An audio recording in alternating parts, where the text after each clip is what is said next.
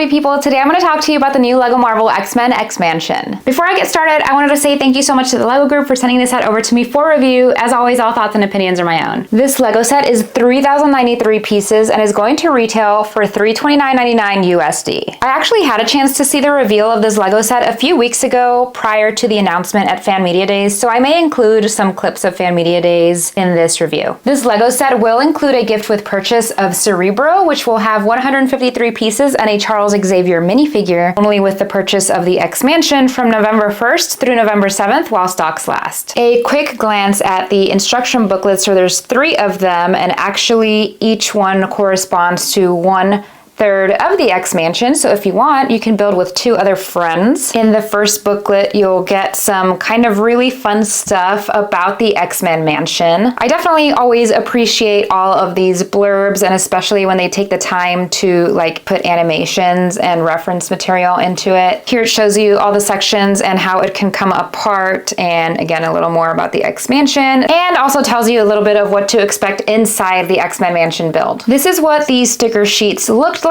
I'll also throw up a clip of them before I peeled them all off. It actually includes these battle damage stickers that are just additional ones that you can add throughout your LEGO set, or maybe you want to put them on your Sentinel to make him look battle damaged. So not gonna lie, like that's a lot of stickers, and one of the complaints that I've heard the most, as I usually do with any set that has like more than 1 sheet of stickers, is, oh my god, why couldn't we have a printed part? And to that I have to say, like, we have to be for real. Like, I personally don't really like stickers that much, but I also don't mind them too much. But to expect every single one of these literal, mostly single-use Easter egg stickers to be printed, they're not just going to print all of these elements for single use. Like, I know that they do it sometimes, but you know what I mean? Like, let's be for real here. Now let's take a look at the minifigure lineup in this awesome set. Now, there are some really great things happening here, but there are some areas of opportunity, so let's dive in. There are currently 5 Wolverine minifigures. I am not including the Mighty Micros version, and this is the second one of this version. It's the same Wolverine from the X-Jet released in January of this year. That one did not have a hairpiece though. Feel free to correct me if I'm mistaken. This one does,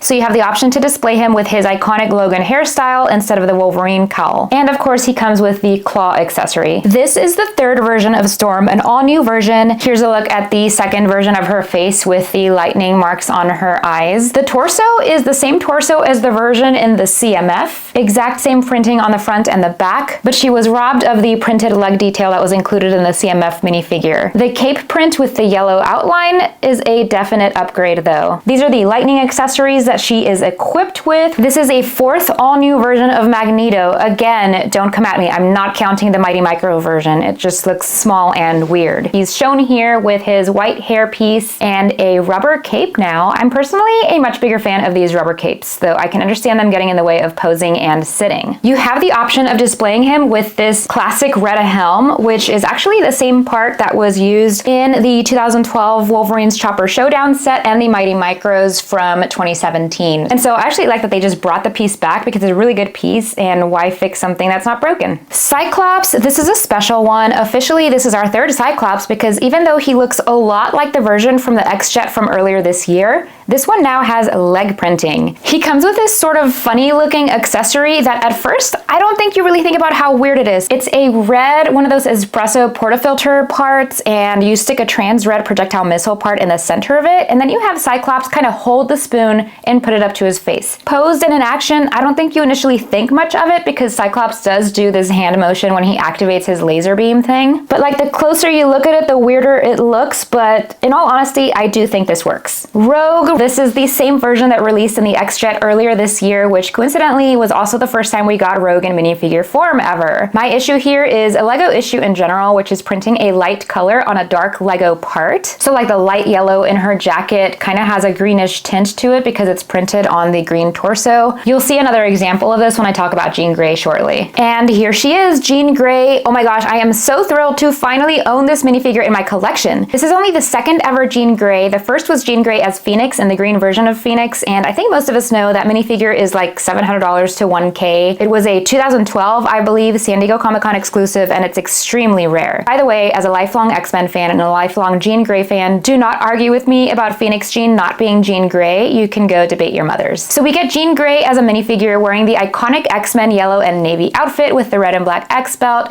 I'm actually a fan of the pauldron part used, although I wish there was no gap here in between the torso and the pauldron because it should just at least look continuous. We also see the ponytail hairpiece in the new reddish orange color, which I'm thrilled about. I never fully thought the red Lego color was fitting, and I think this one looks perfect. And as thrilled as I am finally to have an obtainable Jean Grey minifigure, there are several things I'm extremely disappointed about. There's a lack of leg and arm printing, but maybe some lines on the edges here would have been enough even. As for the arms, she wears these sort of gloves that go just below her elbows. I think that was a big missed opportunity here, but it's not lost on me that literally none of these 10 minifigures in the lineup have arm printing.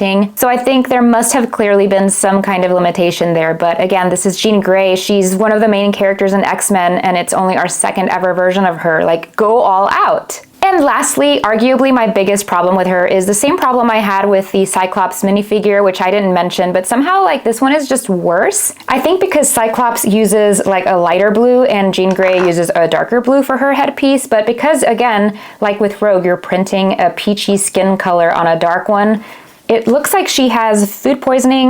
I don't have a solution there. That's just my gripe with it. What I'm probably going to do is replace her face with another one, even though it's not canon. I just want it to look more fleshy colored. And despite all that, I am really happy to have this Jean Grey minifigure. Oh, and these are the accessories that she's given for the action shots. Now let's get into the all new minifigures, starting with Professor Charles Xavier. Here's Xavier in all of his bald glory, wearing a navy suit and patterned tie, sitting inside his yellow wheelchair or hover chair. I have to admit, it's a pretty anticlimactic debut because he is, after all, a very normal looking bald man after all, but hooray for finally having an official Professor X. Next on the list of how does this character not exist in Lego, Gambit. Gambit looks great. He's got his brown cowl with red eyes and he has white pupils. Here is his second face print. Good hairpiece choice as well. The outfit that he's wearing, of course, it's his fuchsia pink spandex thing with a trench coat over it, giving Gambit chrome kneecaps but then khaki colored shoes, the same color of his trench coat, was quite the choice. He should have chrome colored shoes as well since he wears knee-high chrome boots, right? This is a character that I think could have heavily benefited from dual molded legs. His accessory is pretty freaking amazing. This trans pink curved web-like Lego part is used to emulate the pink kinetic energy stuff, and then at the end are these 3 playing cards. Now those are stickers, which is the most disappointing part of this, but it doesn't take away from how good this minifigure looks with the accessory. So here's Bishop for the first time ever. He looks great. I love him. Great leg detail for his uniform as well. Very cool print details on the torso, front, and back sides. On his face print, there's this ruggedness to his facial hair, and of course the M tattoo on the right side of his face. It's just very well depicted. And here is a closer look at the second face print with the metallic purple eyes and energy lines around his eyes. Just honestly, really incredible work here. He's given the accessory of the plasma gun, and I think it uses like 6 Lego parts to make it. We have Iceman, just all white parts with light and medium blue printing throughout to show the icy texture, to define the 6-pack of course, and the X on his belt, and he's also blessed with back torso printing. The crystal pieces are used in trans blue for his ice power accessories, and he even got lines for his bottoms. And I think it's a pretty straightforward, you know, it just works. There's not much else you can do for a dude made out of ice. And so there you have it, our beloved X-Men. I'm just gonna put Beast here because I think he looks great with them. There is a very clear, glaring omission.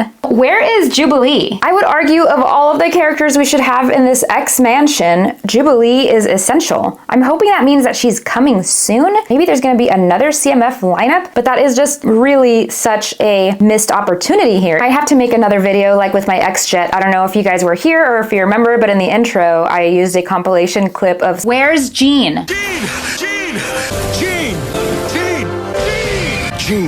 Jean.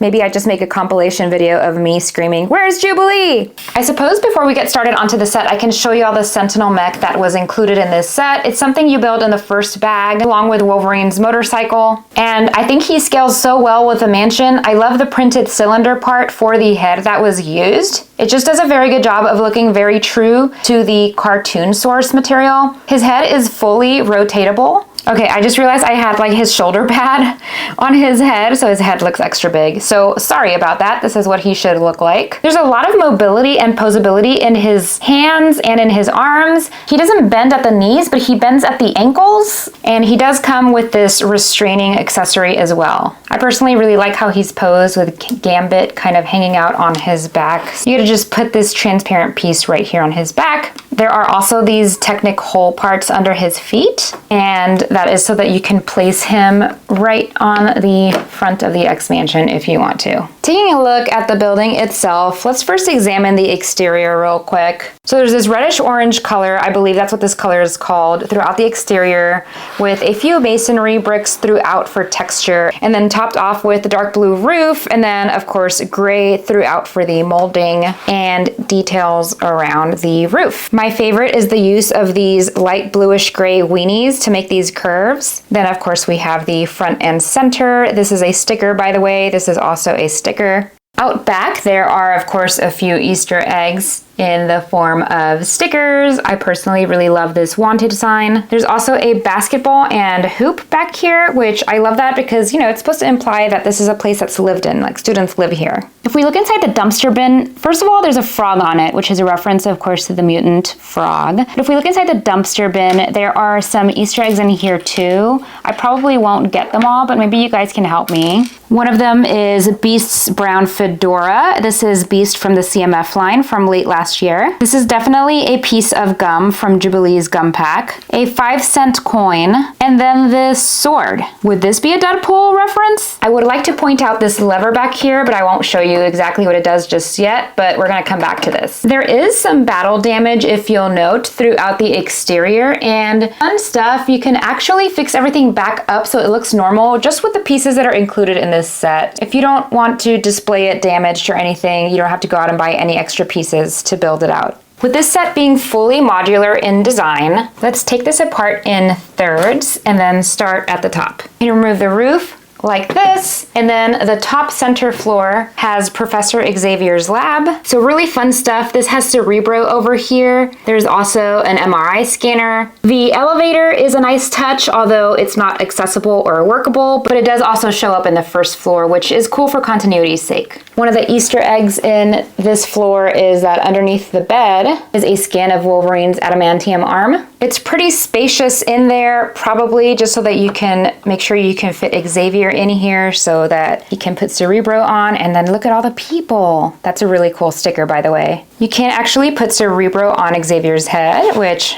I think that's pretty neat. And there's instructions on the wall for the data collected from Cerebro, I guess. It does have a little M warning sign there, so it's probably referencing Asteroid M. Putting the piece of this roof back on this part of the X-Mansion, actually there are some purple flowers up here, and that is a reference to Storm's garden. Here is the front door that takes you straight into the first floor lobby. So there's 2 chairs, the iconic X-Men rug that is in dark blue, yellow, and red. Honestly, I think something that the set got right is the colors. I think everything pops and it's really cool and comic booky. And actually underneath this X rug, and I'll show you a separate clip from it from when I was building, is a golden pyramid, which is a reference to Apocalypse. Here's a portrait in the lobby of Magneto and Professor Xavier on one side. Some directions on top of the door, so it tells you that to one side is the classroom and the other side is the danger room. And to the other side of the lobby, there is another portrait, which is a reference to the X-Men First Class. Now let's take a look at this side of the X-Men mansion. You can remove the roof. I totally forgot that I left Wolverine in here, although that makes sense that he is not in my minifigure pile over here. So on this top floor, oh, and we're actually also missing the sword up here. Give me 1 second. Okay, so on this top floor, we have the dorm room area. I've removed the Wolverine meme setup, so there is a picture of Cyclops and Jean Grey. Above Wolverine's bed is a sword, which I've heard a lot of people say it's Deadpool. I like to think it's a reference to Psylocke, but let me know what you guys think. On the floor is a cover to the first issue of X-Men.